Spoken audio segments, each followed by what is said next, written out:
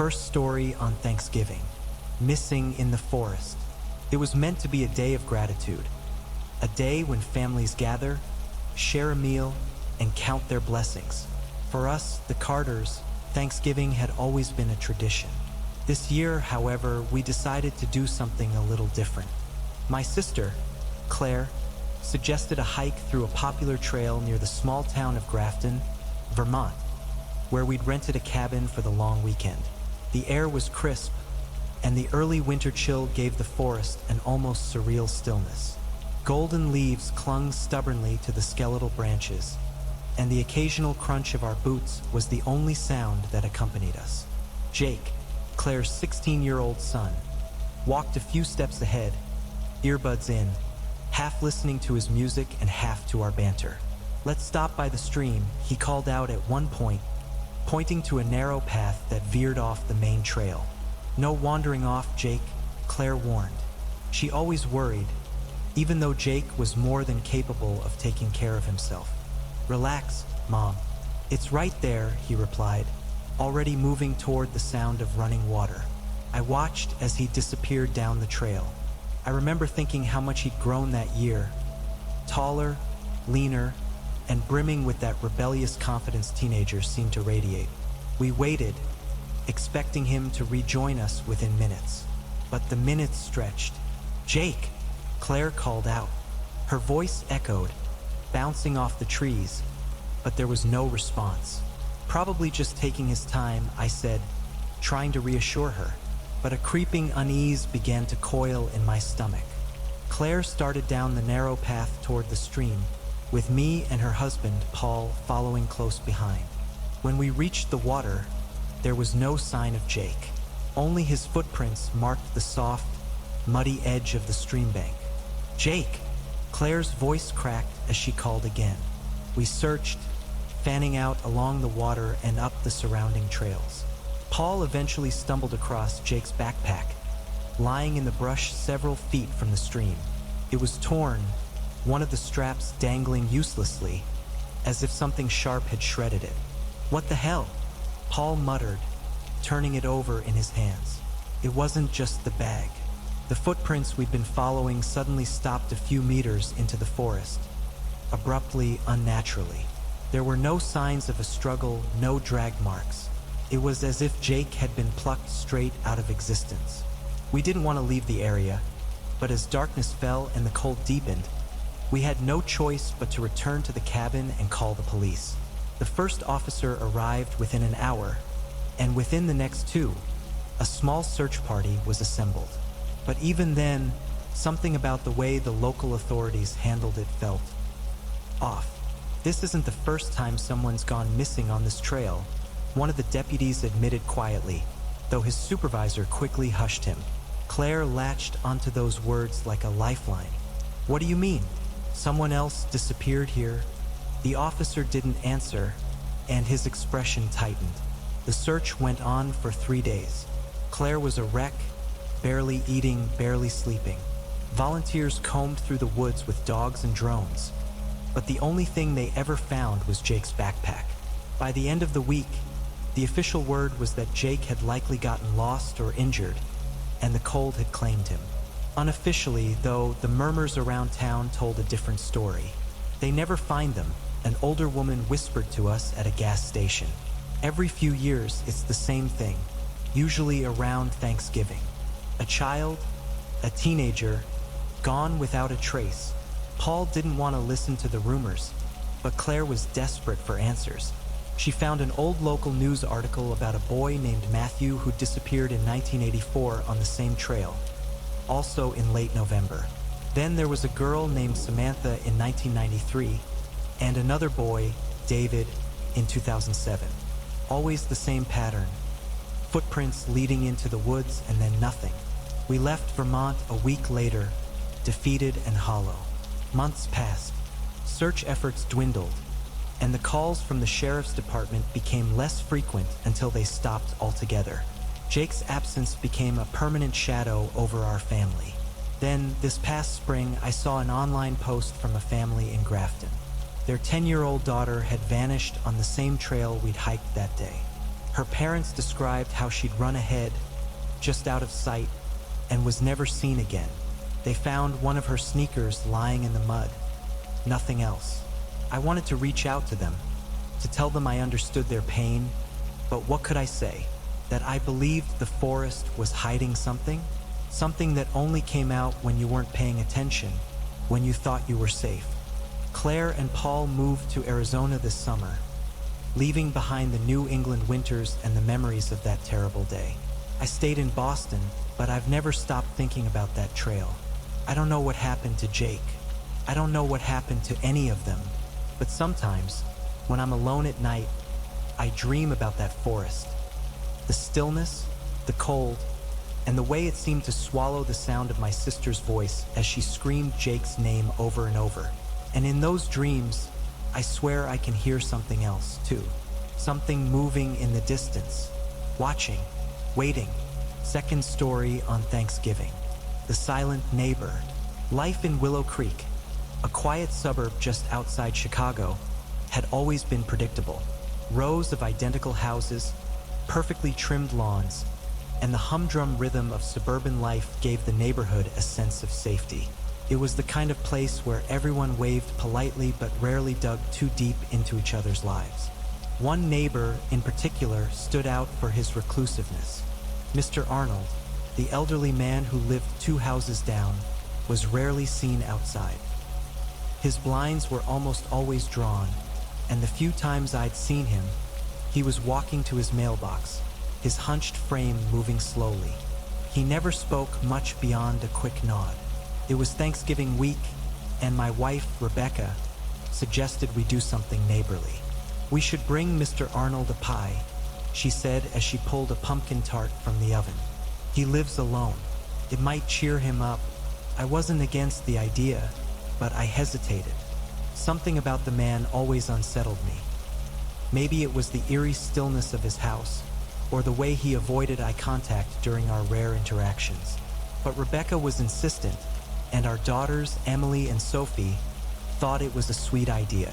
We walked over as a family just after sunset. The air was cold, and the faint glow of his porch light gave the house an almost haunted feel. Rebecca knocked lightly. "Mr. Arnold?" she called, her voice cheerful. "We brought you something for Thanksgiving." We waited, the silence stretching awkwardly. The faint hum of a TV could be heard inside, and the warm light of a lamp spilled through the thin curtains. Maybe he didn't hear us? I suggested, but the longer we stood there, the stranger it felt.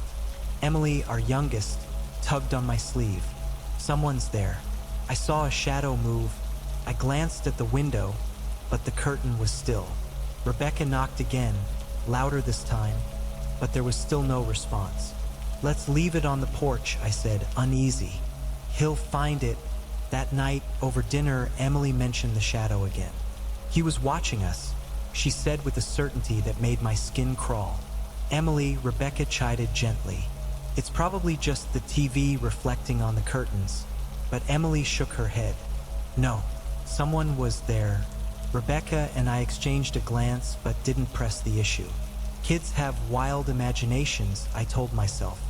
Around 2 a.m., I woke to the sound of faint, muffled cries. At first, I thought it was Sophie having a bad dream, but when I checked on the girls, they were both fast asleep. The sound came again, a low, strangled moan, almost like a plea for help. It was coming from outside. I pulled on a jacket and stepped onto the porch, the icy wind biting at my face. The neighborhood was silent, except for the faint sound coming from Mr. Arnold's house. I stood there, frozen, unsure of what to do. It wasn't my place to barge into someone's property, but the sound was unmistakable. Someone was in distress. When I went back inside, Rebecca was awake. "What's going on?" she asked, her voice groggy. "I don't know," I admitted. "It's coming from Arnold's place." We debated whether to call the police. Rebecca worried we'd seem intrusive, but the sound of those muffled cries wouldn't leave my mind. Finally, I made the call. The officers arrived quickly, their patrol car lights cutting through the darkness. Rebecca and I stood on our porch, watching as they knocked on Mr. Arnold's door. When there was no answer, they circled the house, shining flashlights through the windows. One officer returned to the front, speaking into his radio. Then we saw him draw his gun. Minutes later, they forced the door open. It wasn't until the next morning that we learned the horrifying details. Mr. Arnold had been tied up in his basement for weeks, his wrists and ankles bruised from the bindings. An intruder had broken into his home in early November and had been living there ever since. The man had been eating Arnold's food, watching his TV, and even sleeping in his bed while forcing Arnold to stay in the basement. The cries I'd heard that night were his desperate attempts to get help. The intruder had barricaded the basement door and blocked the windows to ensure no one could hear or see Mr. Arnold. He only left the house once or twice a week, careful not to arouse suspicion. When the police entered the house, they found the man hiding in the basement with Arnold, holding a kitchen knife. Thankfully, the officers subdued him without anyone getting hurt further. Arnold survived, but the ordeal left him deeply shaken. The neighborhood buzzed with fear and guilt in the following weeks. How could this have happened right under our noses? How could we have missed the signs? Rebecca blamed herself for not insisting we call the police earlier. We should have checked on him that night, she said over and over. For me, the thought of the shadow Emily saw that evening haunted me. Had it been the intruder, watching us from the window, gauging whether we suspected anything? Mr. Arnold eventually moved in with his daughter in Indiana, leaving his house empty. For months afterward, every creak, every shadow in our home seemed to carry the weight of that night. Even now, I double-check the locks and glance at the windows before bed. Not because I'm scared of someone breaking in, but because I'm terrified of what I might miss if they already have. Third story on Thanksgiving. The final invitation. When Alex invited me to spend Thanksgiving with his family, I hesitated. We'd only been dating for a few months, and I wasn't sure I was ready to meet his parents. But he was insistent, and honestly, the idea of skipping the usual awkward dinner with my distant relatives was appealing. Alex's family lived in a small town in rural Virginia, one of those places where the nearest store was miles away, and the houses were surrounded by sprawling fields and dense woods. "It's quiet out there," he'd said with a smile. "You'll love it." We arrived late in the afternoon. His family's home was a large, creaky farmhouse that looked like it had been plucked from another century. As we pulled into the driveway, I noticed a dilapidated barn at the edge of the property, its roof sagging under years of neglect. His parents greeted me warmly enough, but there was a stiffness in their smiles. His mother, a wiry woman named Darlene, hugged me briefly before retreating to the kitchen. His father, Hank, gave me a firm handshake but said little, his eyes flicking toward Alex like he was silently assessing me. The atmosphere was strange. The house was dimly lit, with old furniture and a faint smell of mildew that clung to the air. There were family photos on the walls, but most were faded or turned slightly askew, as if no one had bothered to look at them in years. Dinner was served promptly at 7. The table was set with mismatched plates and silverware, and an impressive spread of Thanksgiving staples filled the center. But what caught my attention immediately was the extra place setting at the table. It wasn't just an empty chair. There was a full plate of food, perfectly arranged, sitting in front of it. "Who's that for?" I asked, trying to sound casual. The room went silent. Darlene's smile froze, and Hank glanced sharply at Alex, who avoided my eyes. "Oh, just a tradition," Darlene said quickly, her voice too bright. "Nothing to worry about." The tension was palpable, but no one elaborated, and I didn't press further.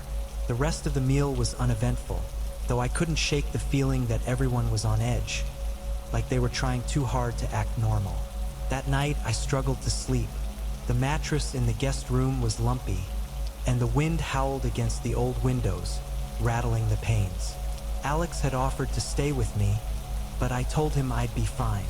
Truthfully, I needed space to process the odd vibe of the evening. Around 2 a.m., I woke to the sound of voices. At first, I thought I was imagining it, but as I lay there, holding my breath, I could hear them clearly, low, muffled voices coming from outside. I got up and peeked through the curtains. The moon cast a pale light over the yard, and I could see shadows moving near the barn. My heart raced. Why would anyone be out there at this hour? I debated waking Alex, but decided against it. Instead, I grabbed my phone, slipped on my coat, and crept downstairs. The house was eerily silent, the floorboards groaning under my weight as I made my way to the back door. The cold night air hit me like a slap. I stayed in the shadows, moving quietly toward the barn. As I got closer, I could hear the voices more clearly. Two men speaking in hushed tones, though I couldn't make out the words. Peeking around the corner, I saw Hank and another man I didn't recognize. They were standing by the barn door, which was partially open. Inside, I could see faint light and hear the unmistakable sound of chains rattling. My stomach turned. I crept closer, staying low. Through the gap in the door, I caught a glimpse of what was inside. A small, dimly lit room with a dirt floor. There were cages, actual cages, and inside them, people. I clapped a hand over my mouth to keep from gasping. One of the men spoke sharply, and I ducked back, my heart pounding in my ears. I didn't wait to see or hear more. As quietly as I could, I retreated back to the house. Once inside, I locked the door and ran up to the guest room. My mind raced, trying to make sense of what I'd seen. Alex's family wasn't just strange, they were dangerous. I knew I couldn't confront them, not without risking my safety. So, I pretended to sleep until morning, forcing myself to stay calm even as every instinct screamed at me to run. At breakfast, Darlene was her usual chipper self, asking how I'd slept. I smiled and played along, pretending nothing was wrong. Alex noticed my tension but didn't press me. "I think I'll head back to Richmond today," I said casually as we finished eating. "Thanks so much for having me." "Oh, already?" Darlene asked, her eyes narrowing slightly. "Yeah, I have to work tomorrow," I lied. Alex offered to drive me back, but I insisted I take my own car. As soon as I was out of sight of the farmhouse, I pulled over and called the police. It didn't take long for the authorities to act. I later learned that Hank and his accomplice were arrested that afternoon. They had been running a human trafficking operation for years, using the barn as a holding area for their victims. Alex vanished before the police arrived. I never heard from him again, and part of me wonders if he was involved or simply too scared to face the truth about his family. The experience left me shaken. For weeks, I couldn't sleep, haunted by the images of those cages and the thought of what could have happened if I'd been caught. The farmhouse was seized and eventually demolished. The victims rescued from the barn were sent to rehabilitation centers, though I never learned what became of them. To this day, I still get nervous when someone invites me to their family's home. I wish I could say I've moved past it, but some scars never truly heal. And every Thanksgiving, as I sit with my own family, I can't help but think about the empty chair at that table and the horrors it concealed. Fourth story on Thanksgiving. The reunion that went wrong. It started as a simple idea. It had been almost 7 years since high school, and none of us had really stayed in touch. Sure, there were the occasional birthday wishes on Facebook or Instagram likes, but it wasn't the same as the late-night talks or stupid pranks we used to pull. So, when Erin suggested a Thanksgiving weekend reunion, the nostalgia hit us all hard. We could rent a place, she said in the group chat, like an Airbnb or something, just for the night. Catch up, drink, reminisce. Everyone was in. We settled on a big house just outside Columbus, Ohio, with plenty of space for the 10 of us. The house was cozy but modern, with a wide living room, a spacious kitchen, and a backyard that stretched into the woods. Perfect for a night of laughter and old memories.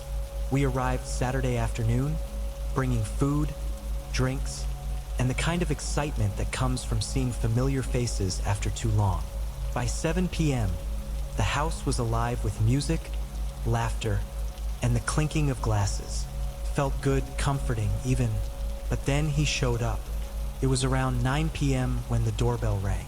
I thought it was weird. We weren't expecting anyone else. Aaron opened the door, and there he was.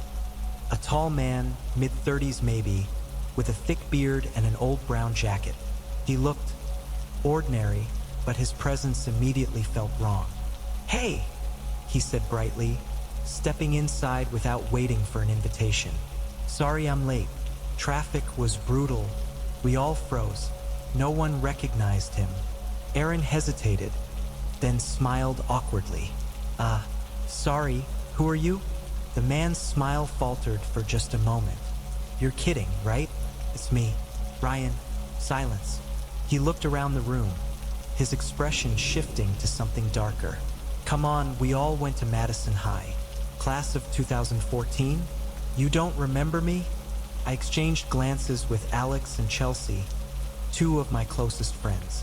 None of us had any idea who this guy was. "Sorry, man," Alex said, stepping forward. "I don't think we know you." Ryan's face twisted into a grin, but it didn't reach his eyes. "Very funny, Alex. You were always the jokester, huh?" He pointed at Chelsea. "And you, Chelsea, you used to sit behind me in Algebra 2. You were terrible at math." Her eyes widened, and she stammered, I don't remember that." The air in the room shifted. It wasn't just awkward now. It was tense. Aaron cleared her throat. "Look, Ryan, I don't know how you know us, but we didn't invite you. Maybe there's been a mix-up." "There's no mix-up," he snapped. His voice was sharp, cutting through the room like a blade. "I was invited." We all started talking at once, trying to diffuse the situation. But Ryan wasn't backing down. He began rattling off details, personal ones. He mentioned Aaron's college breakup, Alex's old car, the time Chelsea sprained her ankle during gym class. "How do you know all that?" Aaron demanded, her voice trembling. Ryan's grin returned, wider this time. "Because I know you. I know all of you." By now, everyone was on edge. Alex and I decided it was time for him to leave. "Listen, man," Alex said, his tone firm. "You need to go. Now." Ryan stared at him, unblinking. Then he laughed. A low, chilling sound that made my stomach twist. "All right," he said finally, raising his hands in mock surrender. "I'll go, but you'll regret it." He walked out, slamming the door behind him. We tried to move on, but the mood was ruined. People started drinking more, laughing too loud, trying to shake off the encounter. But I couldn't stop thinking about the way Ryan had looked at us. Like he knew something we didn't. Around midnight, Aaron screamed. We rushed to the window and saw him standing in the yard, just beyond the glow of the porch light. He didn't move, didn't say anything, just stood there watching. Alex grabbed his phone to call the police, but Ryan was gone before they arrived. They searched the property, found nothing, and told us to lock the doors and stay inside. But the night wasn't over. After the cops left, Erin said she wanted to check her phone for old yearbook photos, just to be sure. We pulled up pictures from high school, scanning every face. There was no Ryan. Then Chelsea remembered something. "Wait," she said, her voice shaky. "There was this kid back in middle school. His name wasn't Ryan, though. It was Mark. He transferred after 8th grade." I felt a chill run down my spine. Mark. The name stirred a memory, distant but clear. Mark had been an easy target back then. Awkward, quiet, always sitting alone. And yeah, I'll admit it, I wasn't kind to him. None of us were. The teasing wasn't vicious, but it was constant. Harmless jokes, we thought, but maybe it hadn't been harmless to him. "Do you think?" Erin's voice trailed off, her face pale. We didn't have to finish the thought. We all knew. Around 2 a.m., we heard the sound of glass shattering. Everyone jumped. "The basement," Alex whispered, arming ourselves with whatever we could find. Kitchen knives, a baseball bat, we crept downstairs. The small window near the laundry had been smashed, and the air was icy. "Stay here," Alex said, motioning for me to follow him. We found him in the corner, crouched like a predator ready to strike. "Mark," Alex said, his voice steady. "You don't have to do this." Mark, Ryan, whatever his name was, didn't respond. Instead, he lunged. It all happened so fast. The struggle, the shouting. Aaron managed to call the police again, and this time, they arrived before anyone was seriously hurt. Mark was arrested, but not before he shouted one last warning. "You ruined my life. You'll never forget me." The cops pieced together the story. After transferring schools, Mark had spiraled, failing grades, trouble with the law, and eventually a string of mental health issues. He'd apparently spent years harboring resentment, tracking us online, learning everything he could. It was disturbing to realize how much he knew, details I'd long forgotten about myself. None of us felt safe after that night. I still jump at shadows, and I never attend reunions anymore. Some wounds fade, but the scars of that night will always linger. Mark was right about one thing. I'll never forget him. Fifth story on Thanksgiving. The dinner that never arrived. My name is Jessica Hayes, and for the last year, Thanksgiving has been a day I dread. Not because of family drama or overcooked turkey, but because of something far darker, something I still can't fully comprehend. What I'm about to share isn't some ghost story or urban legend. This really happened, and no amount of reasoning has been able to make sense of it. It was Thanksgiving night in New York City. I was hosting a small gathering at my apartment on the Upper East Side. My boyfriend, Ryan, and I had invited a couple of friends over, just a laid-back evening with some good food and wine. The apartment wasn't big, but it had a cozy charm, with its old wooden floors and large windows overlooking the quiet street below. The day had started off fine, except I had botched the turkey. I underestimated how long it would take to defrost, and by mid-afternoon, it became clear that it wasn't going to be edible. Frustrated but determined to save the evening, I decided to order food. I called a popular local diner, Manny's Grill, known for their hearty holiday specials. The woman who answered was friendly, and she reassured me that they could deliver their Thanksgiving dinner package in about 45 minutes. It wasn't a fancy meal, but it had turkey, mashed potatoes, stuffing, and pie, enough to salvage the night. I gave her my address, paid over the phone, and hung up. At 8:15 p.m., the buzzer rang. I picked up the intercom. "Hello?" There was a crackle of static, and then nothing. "Hello? Is this the delivery?" I asked again, but no one responded. After a few moments of silence, I shrugged it off. The intercom system in the building was old and finicky. Maybe it had been someone buzzing the wrong apartment. By 8:30, the food still hadn't arrived. I tried calling Manny's Grill again, but the line just rang and rang.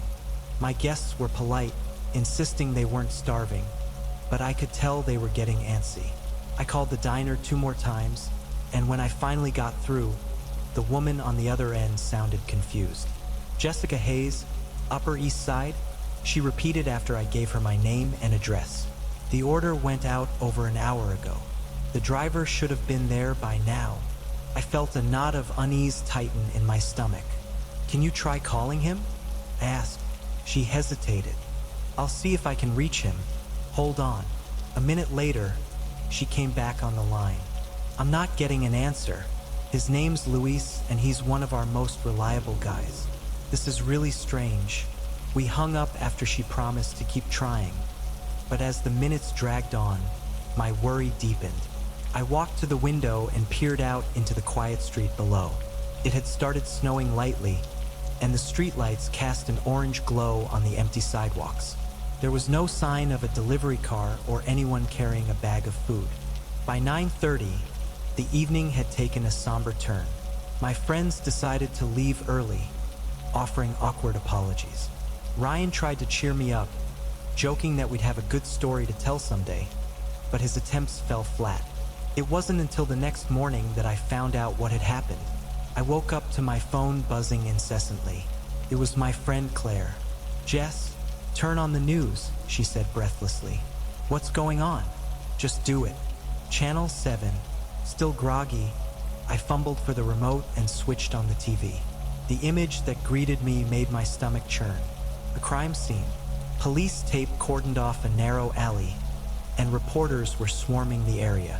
The caption at the bottom of the screen read, "Delivery driver found dead in Upper East Side Alley." The reporter's voice was grim as she gave the details. The victim, identified as 32-year-old Luis Martinez, was found early this morning by a sanitation worker. He had been beaten and stabbed multiple times. Police believe he was attacked during a delivery route last night. The incident took place less than a mile from his last known location. I stared at the screen in disbelief. Luis, that was the name of the driver from Manny's Grill. The police came to my apartment later that day. They were canvassing the neighborhood, asking residents if they had seen or heard anything unusual the night before. I told them about the food delivery that never arrived and gave them every detail I could remember. The lead investigator, a stern-looking woman named Detective Harper, seemed particularly interested in the phone call I'd made to Manny's Grill. "You said you ordered the food around 7:30 p.m.?" she asked, jotting down notes. "Yes, and they said it was sent out about 15 minutes later. Did you notice anything unusual outside your building last night?" I shook my head. "No, it was quiet. I didn't even hear anyone on the stairs." The detective nodded and handed me her card. "If you think of anything else, call me." Over the next few days, more details emerged, each one more chilling than the last. Luis had never made it to my building. Surveillance footage from a nearby street showed his car turning into a side alley, where it stopped for several minutes. That was the last time he was seen alive. The police discovered that the order for my Thanksgiving dinner had been placed using a burner phone, a cheap, disposable device that couldn't be traced. It wasn't just random. Someone had lured Luis to that alley. As the weeks went by, the case grew colder. Luis wasn't the first delivery driver to go missing under strange circumstances. Over the past 2 years, there had been 3 other incidents involving delivery workers in the city. 2 were found dead, and 1 was never recovered. Theories swirled in the media. Some speculated that a serial killer was targeting delivery drivers. Others suggested it was gang-related or part of a robbery gone wrong. But no arrests were ever made. I couldn't shake the guilt. If I hadn't placed that order, would Luis still be alive? To this day, I can't answer the questions that haunt me. Why did the killer choose that night? Was the fake order meant for me? Or was Luis the target all along? Thanksgiving is different now. I can't sit down to a meal without thinking about him, about the life he lost and the mystery that still lingers in the shadows of this city. And every time I hear a knock at the door, I hesitate. What if it's not who I'm expecting? 6th story on Thanksgiving. The call from the road. My name is David Grayson, and this is the story of how my family narrowly escaped what could have been the most horrific night of our lives. Every year, as Thanksgiving approaches, the memory of that night comes rushing back. Raw, vivid, and chilling. It was late on Thanksgiving evening, around 9:30 p.m. We had spent the day at my brother-in-law's house, gorging ourselves on turkey and pie, laughing over old family stories. By the time we got on the road, my wife, Ellen, and our 2 kids, Jamie and Lily, were already starting to nod off in the car. The drive home was supposed to be simple, about an hour along a quiet stretch of highway cutting through the flatlands of Texas. The road was empty, the kind of desolation that makes you feel like the last person on earth. The occasional streetlights did little to break up the darkness, and the only sounds were the hum of the tires on asphalt and the soft buzz of the radio playing static-filled country music. About 20 minutes into the drive, I saw something up ahead. A car pulled over on the shoulder with its hazard lights blinking. As I got closer, I spotted a man standing next to the vehicle, waving his arms frantically. "David, don't stop," Ellen said immediately, sitting up straighter in her seat. I slowed the car slightly, trying to get a better look. The man was in his mid-30s, wearing a plaid shirt and jeans. His face was partially obscured by the shadows, but his body language was desperate. He was jumping up and down, gesturing wildly. "Someone could be hurt," I said. "Or it could be a setup," Ellen replied sharply. I hesitated. It was ingrained in me to help people in need, but something about this felt off. The road was so isolated, and the guy wasn't near any town or rest stop. I pulled the car over but kept the engine running. "Stay here," I told Ellen. "Lock the doors." As I stepped out, the cold November air hit me like a slap. I kept a few feet of distance as I approached the man. "Hey there, everything okay?" I called out. The man turned toward me, his movements jittery.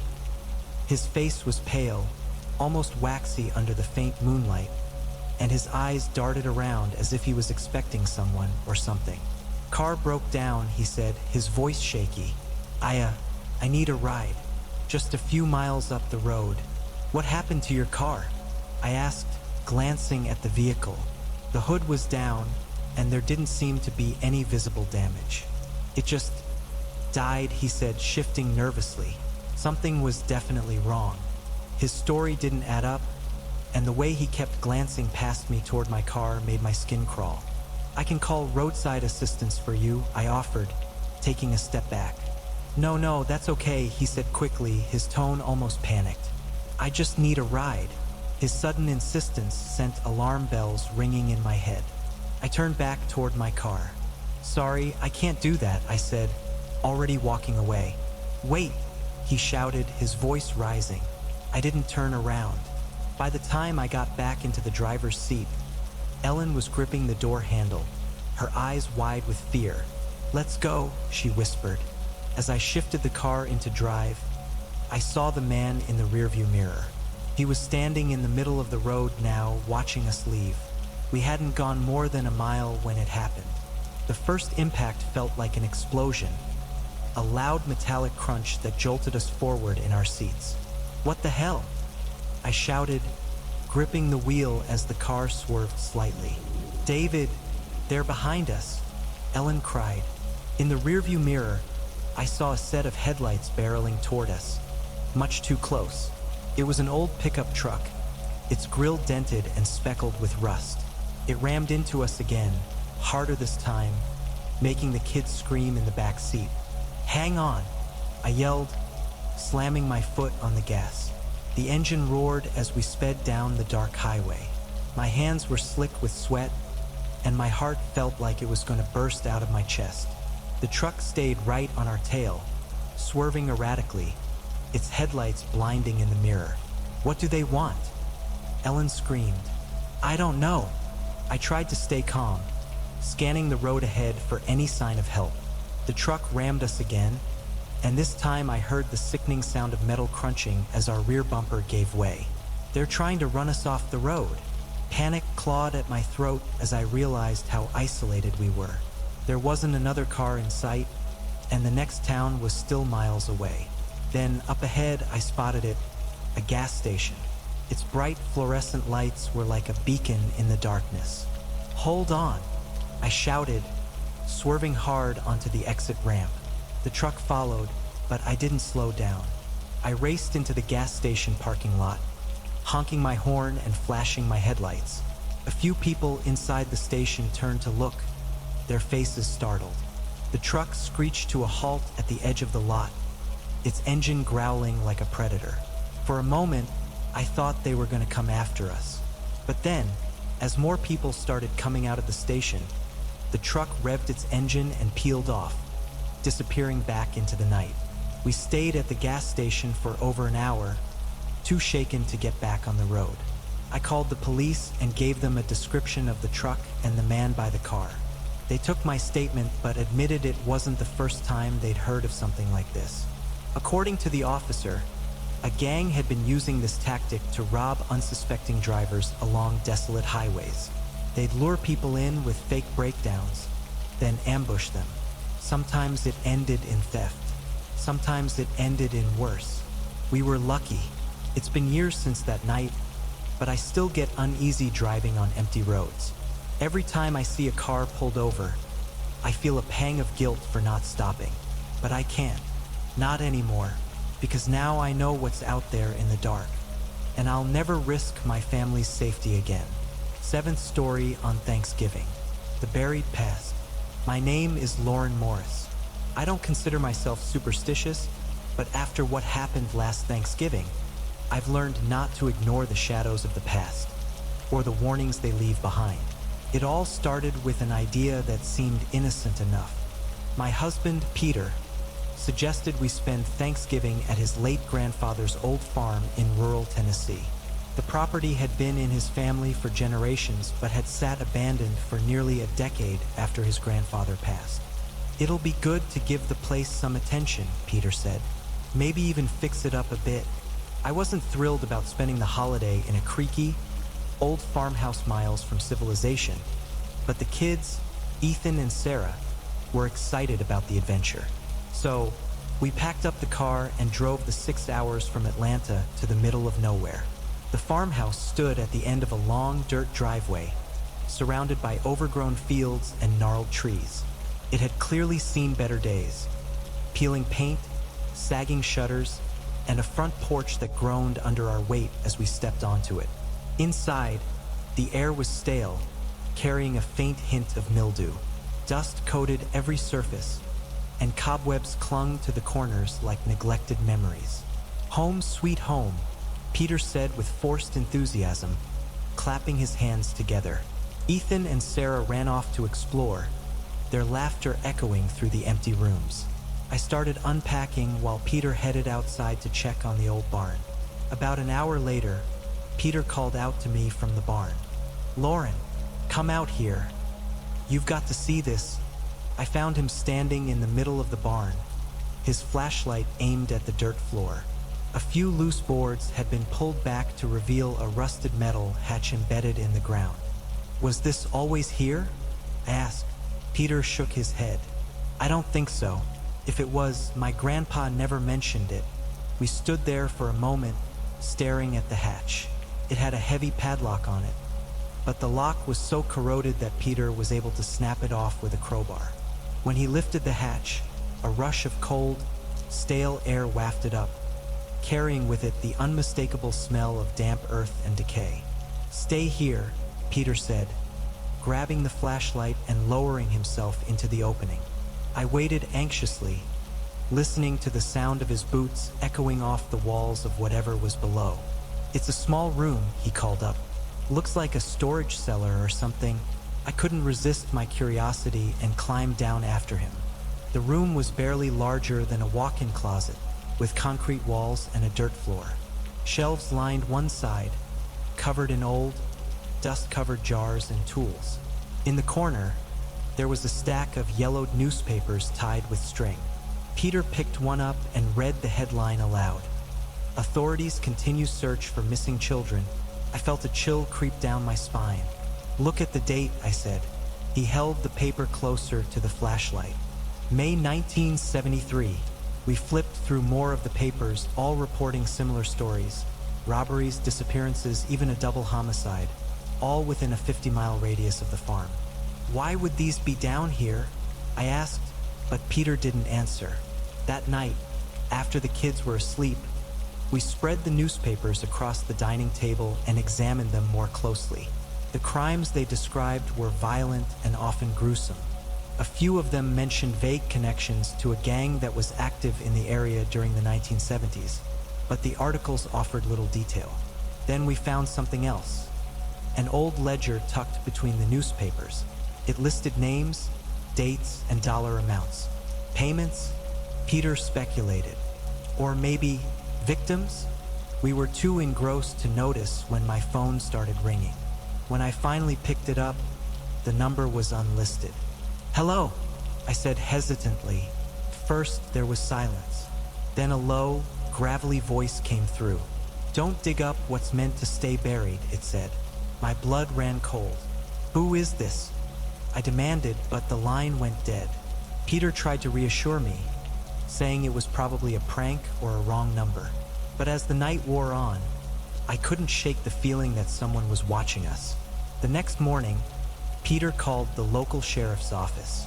Two deputies arrived a few hours later and listened as we explained what we had found.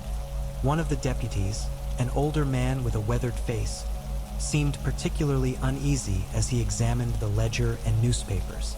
This farm, he said slowly, used to have a reputation.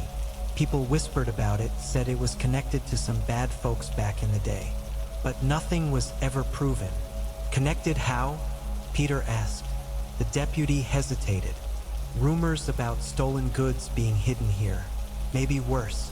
If I were you, I'd stay clear of that cellar. After they left, we debated whether to pack up and leave. Peter insisted we finish cleaning up the property, but I couldn't shake the sense of dread that had settled over me.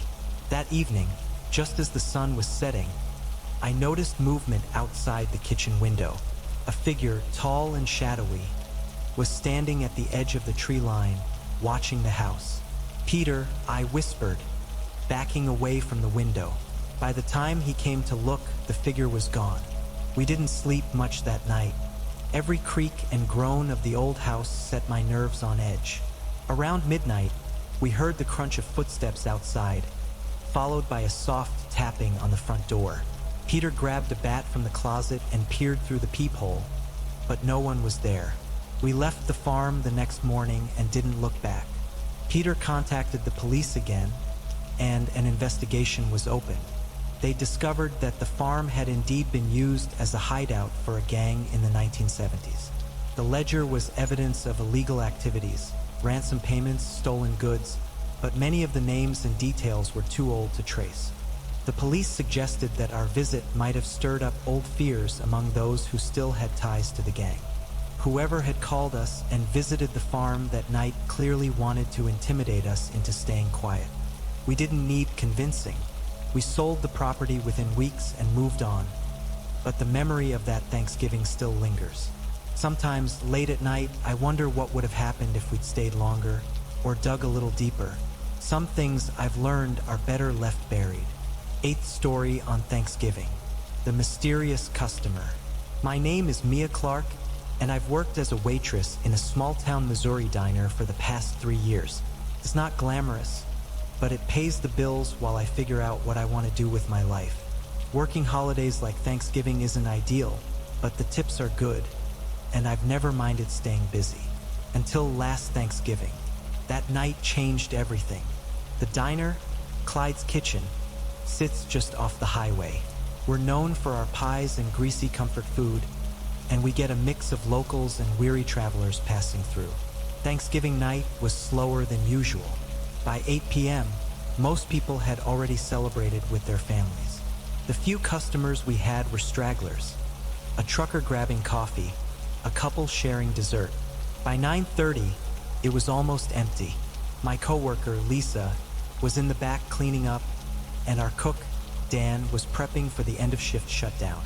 I was wiping down the counter when the bell above the door jingled. I looked up and saw him. He was average-looking, maybe late 40s, wearing a dark coat and a baseball cap pulled low over his face.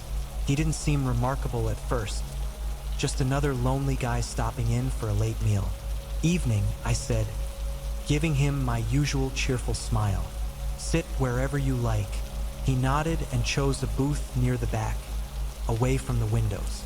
I walked over with my notepad, trying to keep things friendly despite the uneasy feeling that crept up as I got closer. What can I get you? He didn't look at the menu, just stared at me for a moment before answering. Coffee, black, and the turkey special. I jotted it down, but the way he said it, the deliberate slowness, the faint edge to his voice, sent a chill down my spine. As I turned to leave, he asked, "Quiet night?" "Huh? Yeah, it's been slow," I said, forcing a polite smile. "Not many people working tonight," he continued. "Just a small crew," I replied vaguely. Something about his tone made me not want to give details. He didn't say anything else, just nodded and looked out the window as if lost in thought. When I brought his coffee and food, he barely acknowledged me.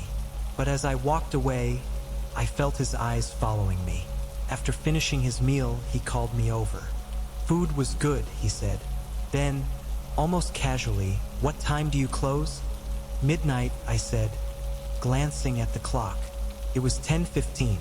He nodded slowly. You're here until the end? I hesitated, my instincts screaming at me to lie, but I didn't want to seem rude. Yeah, usually. What about the other staff? I tried to keep my voice light. Just a couple of us tonight. He smiled, but it didn't reach his eyes. Bet it's nice, being so quiet. Something about the way he said it made my stomach turn. Can I get you anything else? I asked, eager to end the conversation. No, I'm good. I retreated to the counter, trying to shake off the unease. When he finally left around 10:30, I let out a breath I hadn't realized I'd been holding. I walked over to his table to clear the dishes and stopped cold. There, tucked under his empty plate, was a photograph. It was me. The photo was grainy, clearly taken from a distance. I was standing outside the diner, laughing with Lisa. The sight of it made my blood run cold. Lisa, I called, my voice shaking. She rushed over, and I showed her the photo. Oh my God, Mia, she whispered. That's so creepy. When was this even taken? I don't know, I said, my heart pounding. But it means he's been watching me. We showed the picture to Dan, who immediately locked the front door and told us to call the police. The police arrived about 20 minutes later. I explained everything, the man's questions, his demeanor, the photograph. They took it seriously, which surprised me. One of the officers, a stern-faced woman named Detective Klein, asked if I'd noticed anyone suspicious around the diner recently. I don't think so, I said, racking my brain. But, I don't always pay attention. Klein nodded. People like this tend to test boundaries before escalating. You did the right thing calling us. She left with the photo, promising to follow up. For the next few days, I couldn't shake the feeling of being watched. I avoided walking alone, kept my blinds shut tight, and jumped at every little noise. Then, about a week later, I got a call from Detective Klein. We've arrested someone, she said. A man matching the description you gave us was picked up in Jefferson City for stalking another woman at her workplace. My stomach dropped. When we searched his belongings, Klein continued, we found several photographs of you. It looks like he'd been watching you for weeks. I felt sick. The idea that he had been following me, tracking my movements, taking pictures, was almost too much to bear. The man was charged with stalking and harassment. I never had to face him in court, but knowing he was in custody brought me a small sense of relief. Still, I couldn't stay in Missouri after that. The thought of working late shifts, wondering who might be watching, was unbearable. I moved to a different state, closer to family, and took a job in an office where I felt safer. Even now, years later, I still catch myself looking over my shoulder. The memory of that night lingers, a constant reminder to trust my instincts. Some people don't just pass through your life. They watch, they plan, and sometimes they leave you a reminder of how close they came. Ninth story on Thanksgiving. The unwelcome relative. Thanksgiving has always been a big deal in my family. Ever since I can remember, my mother, Karen Williams, would go all out with the turkey, stuffing, sweet potatoes, you name it. We'd pack the dining room table with food, laughter, and stories from the past year. This year, it was no different except for one unexpected addition.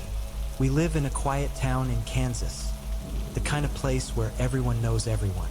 It's not exactly exciting, but it's home. That Thanksgiving evening, as the sun set behind the endless fields, the doorbell rang. My dad, Tom, went to answer it, thinking it might be one of our neighbors dropping off a pie or something. Instead, it was a man tall with neatly combed gray hair and glasses.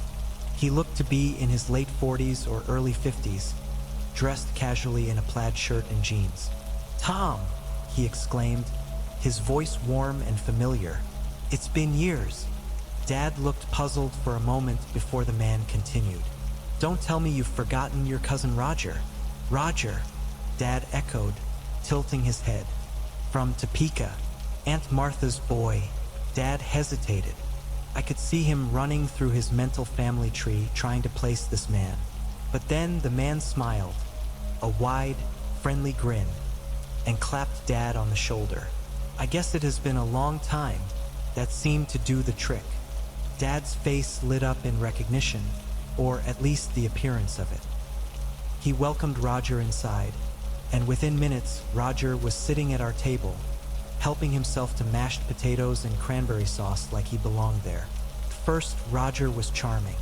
He told stories about growing up in Kansas, about how he traveled around the Midwest for work, and how he'd been meaning to reconnect with family. Everyone seemed to like him, especially my younger sister, Emily, who was hanging on his every word. I couldn't shake the feeling that something was off. He was a little too smooth, too quick with his answers whenever someone asked about his life.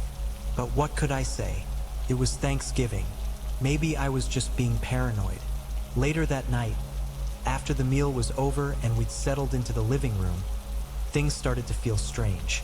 Roger offered to help clean up, but instead of washing dishes, he wandered around the house, complimenting random items. Mom's antique clock, Dad's collection of pocket knives. He seemed overly interested in the layout of the house. When Emily asked if he'd be staying the night, Roger laughed and said, "Only if you have a bed to spare." Mom, always the gracious hostess, insisted he stay. "It's late, and family doesn't drive home in the dark," she said. Dad agreed, though I noticed he seemed a little unsure now. The first sign that something was wrong came around midnight. I'd gone downstairs for a glass of water and noticed the door to Dad's office ajar. It's always locked, but now it was slightly open, the soft glow of a flashlight spilling out. I froze. Roger was inside, rifling through the drawers. "What are you doing?" I demanded, my voice low but sharp. He spun around, the flashlight beam blinding me for a moment. "Oh, sorry, I didn't mean to startle you. I was just looking for a pen to write a note. Thought I'd leave a thank you for your parents. I didn't buy it, but I didn't know what to do. It was late, and he was still technically a guest." I mumbled something about not touching anything and went back upstairs, my stomach churning. The next morning, Mom discovered her jewelry box empty. Dad's safe, hidden behind a painting in the office, had been cracked open, and his hunting rifle was gone. When Dad confronted Roger at breakfast, he didn't even try to deny it. He bolted out of the house, grabbing Dad's car keys from the kitchen counter. Before anyone could stop him, he was speeding down the driveway in our SUV. We called the police, but by the time they arrived, Roger, or whoever he really was long gone. It took a few days for the truth to come out. The man was no Roger. He wasn't family at all. The police identified him as a career con artist who targeted families during the holidays, posing as long-lost relatives to gain their trust. We were lucky, they said. The car was found abandoned a few towns over, and most of the stolen items were recovered. But the rifle was never found. For weeks after, we couldn't shake the unease. Every knock at the door made us jump, and Mom couldn't sleep without double-checking every lock in the house. Thanksgiving, once our favorite holiday, now carried a shadow of distrust. We've since made a rule. No unexpected guests, no matter how convincing their smiles or how familiar their stories. Because sometimes, the scariest monsters aren't the ones hiding in the dark. They're the ones who walk through your front door with a smile. 10th story on Thanksgiving.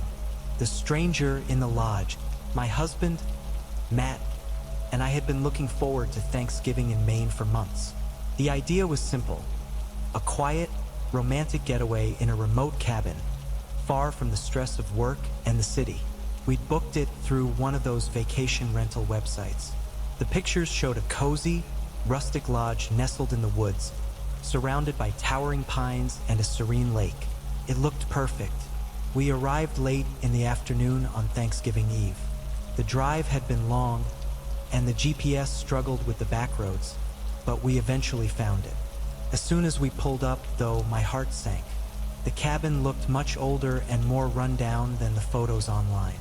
The wood siding was faded and warped, and the porch sagged slightly under its own weight. Matt, ever the optimist, gave me a reassuring smile. "It's got character," he said, grabbing our bags.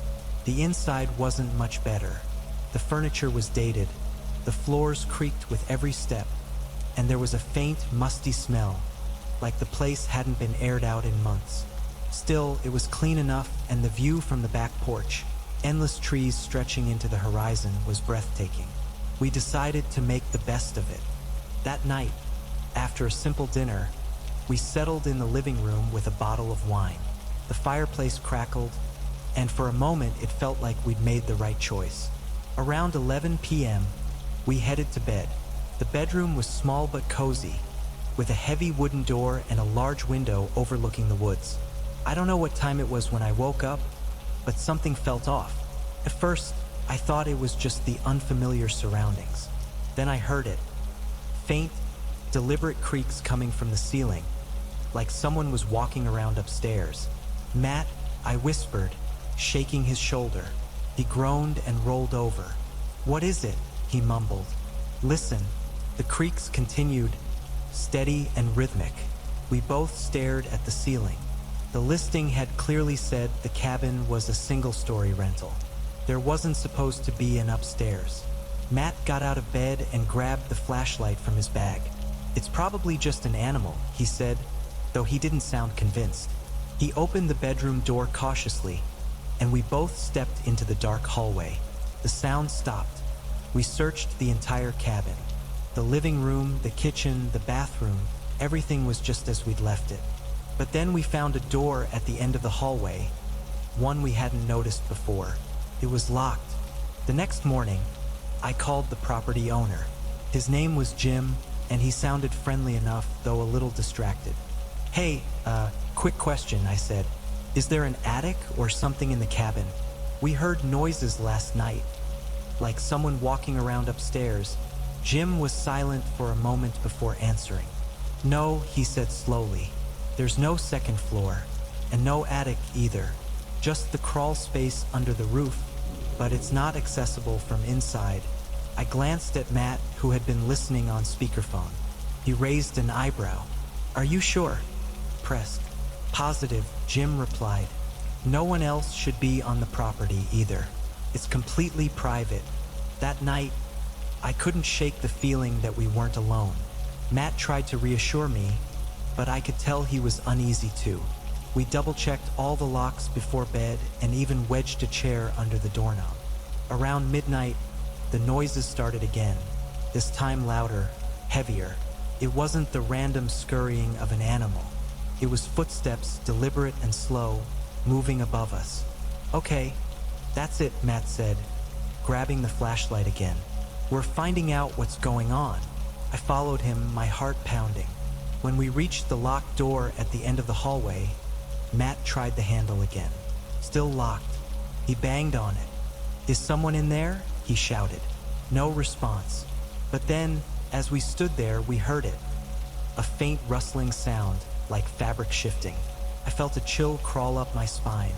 The next morning, we decided to leave. We packed up our things quickly, but as Matt loaded the car, I went back inside to grab my phone charger. That's when I noticed something I hadn't seen before. Faint, dusty footprints leading from the locked door down the hallway and into the living room. They hadn't been there the night before.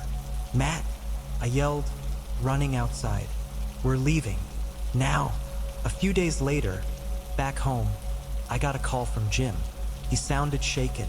"You were right," he said. "There was someone in the cabin." My stomach dropped. "What? Who?" "The police arrested a man a few miles from the property. He's been breaking into empty cabins around the area, using them to hide out. They found some of your things in his car. Thought you'd want them back. Couldn't breathe." "Was he dangerous?" Jim hesitated. "Let's just say you're lucky you left when you did." To this day, I can't stop thinking about the locked door, the footsteps, the feeling of being watched. The police never told us what the man had been doing in the cabin or how long he'd been there. All I know is that we'll never rent a place in the middle of nowhere again. 11th story on Thanksgiving. The car in the garage.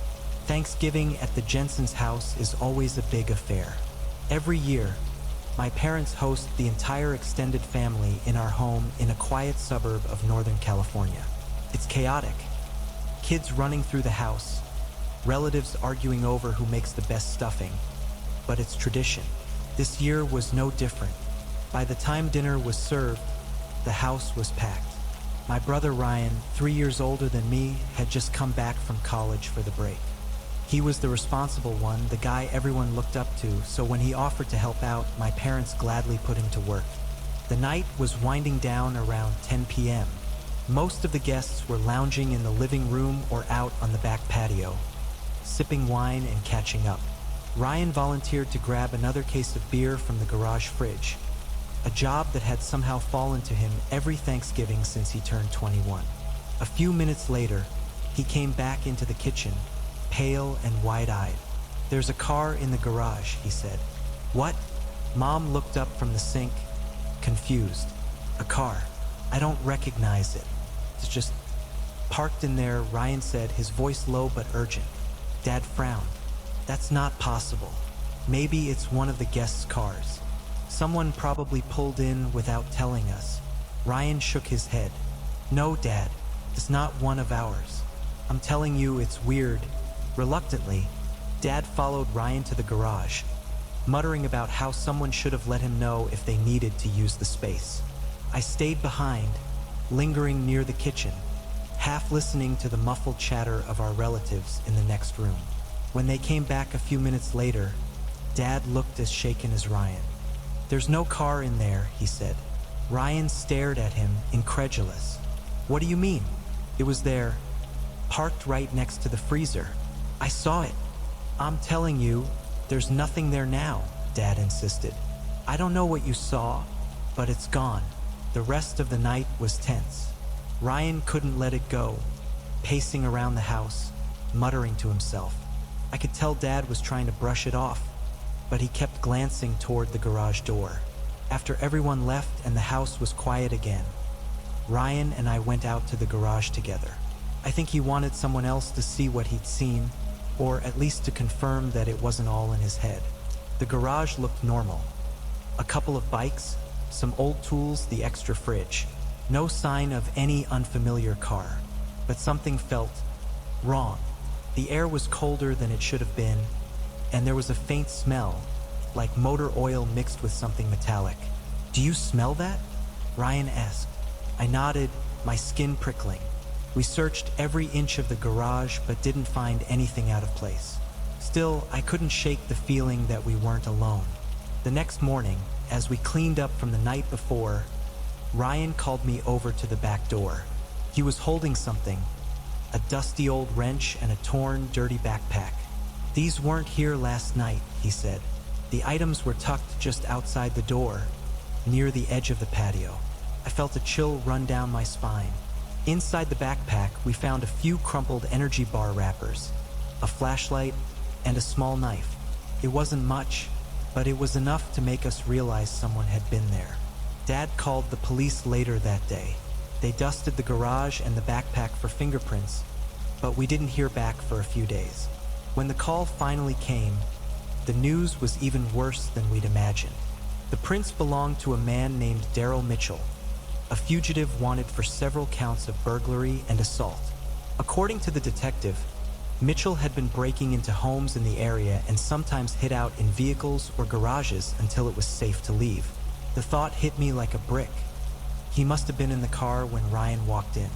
The police assured us that Mitchell had likely fled the area and wouldn't return, but that didn't stop us from feeling exposed. Mom and Dad installed new locks and a security system the next day, but it was hard to feel safe. Every creak of the house, every shadow in the yard sent my heart racing. Ryan, usually so calm and level-headed, was the most shaken of all. For weeks, he wouldn't talk about what happened, and he couldn't sleep without checking every door and window first. Even now, years later, the memory of that Thanksgiving lingers.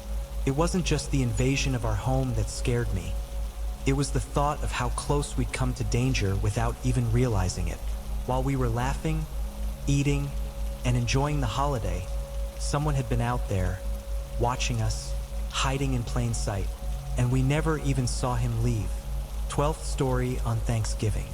The party next door, Thanksgiving was supposed to be a peaceful evening for our family this year.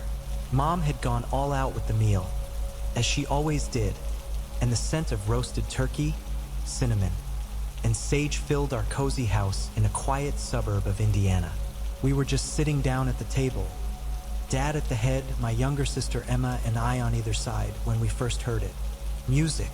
At first, it was faint, barely audible over the clinking of silverware and our laughter. But as we served ourselves and started eating, the sound grew louder. It was unmistakably a party. Bass-heavy music, bursts of laughter, and muffled conversations carried through the walls.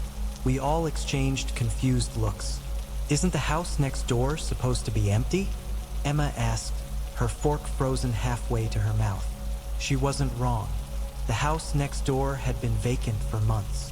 The Johnsons, who'd lived there for years, had moved out in the summer, and a "for sale" sign had been sitting in the yard ever since. As far as we knew, no one had bought it yet. Dad frowned, glancing toward the window. "Maybe someone moved in recently," he said, though his tone was uncertain. "I'll go over and check." Mom tried to stop him. "Mark, it's Thanksgiving. Whoever it is, let them have their fun. We can introduce ourselves tomorrow." But Dad had already grabbed his coat. Through the window, I watched him walk across the yard, his breath visible in the crisp night air. The house next door was dark, except for faint flickers of light from the front windows. He knocked on the door once, then again. The music continued, but no one answered. When Dad returned a few minutes later, he looked unsettled. "Well?" Mom asked, her voice laced with curiosity. "No one answered," he said shortly, hanging up his coat. "Let's just eat." That wasn't like Dad. He was usually chatty, the type to strike up a conversation with strangers in line at the grocery store. For him to say nothing at all was strange. As the evening went on, the noises from next door didn't stop. If anything, they got louder. By the time we were cutting into Mom's pumpkin pie, Emma couldn't take it anymore. "Dad, what's going on over there?" she asked. "It doesn't make sense. You said no one answered, but they're obviously home." Dad set his fork down, sighing heavily. "Because there isn't anyone home," he said finally. "What do you mean?" Mom asked, her face pale. "I mean, the house is empty. No furniture, no lights, nothing. The place is locked up tight, just like it's been for months." We all stared at him. "But we can hear them," I said, my voice barely above a whisper. "The music, the voices." Dad shook his head. "I don't know what to tell you, but there's no one there." That night, none of us slept well. The music stopped around midnight, but the house next door loomed in the darkness, its empty windows staring back at us like hollow eyes. I couldn't shake the feeling that someone, or something, was watching us. The next morning, Dad called the police. At first, they seemed skeptical, but when they came to investigate, their expressions changed. The officers found signs that someone had been inside the house. Footprints in the dust, cigarette butts scattered on the floor, and a broken window in the back. "Looks like squatters," one of them said, jotting down notes in his pad. "But what about the music and the voices?" Mom asked, her arms crossed tightly over her chest. "We all heard it," the officer shrugged. "Could have been a portable speaker or something. Hard to say." Later that day, as we were cleaning up after breakfast, Dad got a call from one of the officers. They'd found more evidence. Blankets and food wrappers stuffed in a corner of the empty living room, as if someone had been camping out there. "Whoever it was, they're gone now," the officer assured him. "But it looks like they've been using the place off and on for a while. We'll keep an eye on it." It should have been reassuring, but it wasn't. Knowing that strangers had been living right next door, watching us through the thin walls of our quiet suburban life, made my skin crawl. That evening, as the sun set, I caught myself staring out the window at the house next door. It looked so ordinary, its exterior neat and unassuming, but I couldn't stop imagining the squatters inside, listening to us, waiting for their chance to slip back in. I wasn't sure I'd ever feel safe in our home again. 13th story on Thanksgiving. No way out. Thanksgiving break was supposed to be a chance to unwind, to step away from the stress of finals and term papers. For us, me, Nate, Cassie, and Jamie, it was supposed to be a fun road trip from Boulder to our friend Kyle's place in a little town called Buena Vista. His family had invited us to join their Thanksgiving dinner, promising home-cooked food and some time in the mountains. The plan seemed simple: a 3-hour drive along US 285, cutting through scenic foothills and snowy passes. Nate had heard about a shortcut, an old county road that would shave off 30 minutes.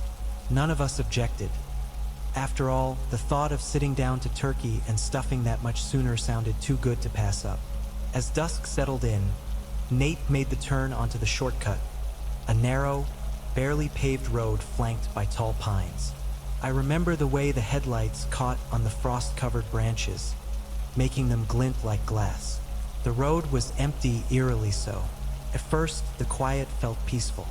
Cassie joked about how it felt like we were in a Christmas card, and Jamie was fiddling with the Bluetooth, trying to find a decent playlist. I leaned back in my seat, watching the shadowy trees rush by, their silhouettes blending into the darkening sky. But then we noticed the car. It wasn't there at first, not when we'd made the turn onto the county road. But about 10 minutes in, it appeared in the rearview mirror. An old sedan, its headlights dim and its paint dulled by years of wear. "I didn't see them back there earlier," Cassie said, craning her neck to get a better look. "Maybe they came from another side road," Nate suggested, keeping his tone casual. But something about the car didn't sit right with me. It was following us too closely, its headlights glaring into our SUV. "Think they're trying to pass?" Jamie asked, glancing at Nate. "There's not enough room," Nate replied, gesturing to the narrow road ahead. "They're just tailgating." Asshole. Minutes passed. The car didn't try to overtake us. It just stayed there, close enough that I could make out its cracked windshield and a dent in the front bumper. "Speed up a little," I said. Nate did. The speedometer climbed from 35 to 50, then to 55. The car kept pace. "Okay, this is weird," Cassie muttered. The tension in the car was palpable now. Jamie stopped messing with the music, and I could hear Nate's knuckles tightening around the steering wheel. "I'll pull over and let them pass," Nate said, though his voice betrayed his unease. We found a small turnout, a dirt patch barely wide enough for our SUV, and Nate steered us to a stop. The car behind us slowed, too, but it didn't pass. Instead, it stopped in the middle of the road, its headlights still fixed on us. "What the hell?" Jamie whispered. For a few moments, none of us moved. Then, slowly, the car's lights blinked off, plunging the road into near-total darkness. "Drive," I said, my voice sharp with urgency. "Now." Nate didn't hesitate. He gunned it, the tires spitting gravel as we lurched back onto the road. The car's lights came back on, and it started following us again, closer this time. My heart was pounding in my chest as I watched the rearview mirror. Cassie was gripping the edge of her seat, her face pale in the dim light. Jamie kept muttering under his breath, "This is messed up. This is so messed up." About 15 minutes later, we saw a sign, "Gas and service, 2 miles. "Pull in there," Cassie said. "Maybe there's someone who can help." It was a desperate hope, but we clung to it. When the gas station came into view, our relief was short-lived. The place was a shell of what it once was, a rusted sign hanging lopsided over the pumps, the windows boarded up, and the faint outline of graffiti scrawled across the walls. "Great," Nate muttered. "It's abandoned. Keep going," Jamie yelled, but it was too late. Nate had already pulled into the lot, the gravel crunching beneath our tires. The other car followed, parking about 30 feet away. The driver's side door opened, and a man stepped out. He was tall and broad-shouldered, wearing a thick coat that hung loose around his frame. His face was obscured by the shadows, but I could see the glint of something in his hand. "Is that?" Cassie started to ask, her voice trembling. A gun, Jamie finished. Lock the doors, I hissed, and everyone scrambled to hit the locks. The man didn't approach us immediately. He just stood there, his figure silhouetted against the faint glow of his car's headlights. Then, slowly, he started walking toward us. Drive, Nate, I urged. I can't. He's blocking the exit. Nate shot back. The man was halfway to us now. My breath caught in my throat as I saw him raise the object in his hand. It wasn't a gun. It was worse. It was an axe. Oh my God, Cassie whimpered. Panic took over. Nate threw the car into reverse, spinning us around in a tight arc. The tires skidded on the loose gravel as he floored it, veering back onto the road. Behind us, the man stood in the lot, watching us leave. He didn't chase us, but the car did.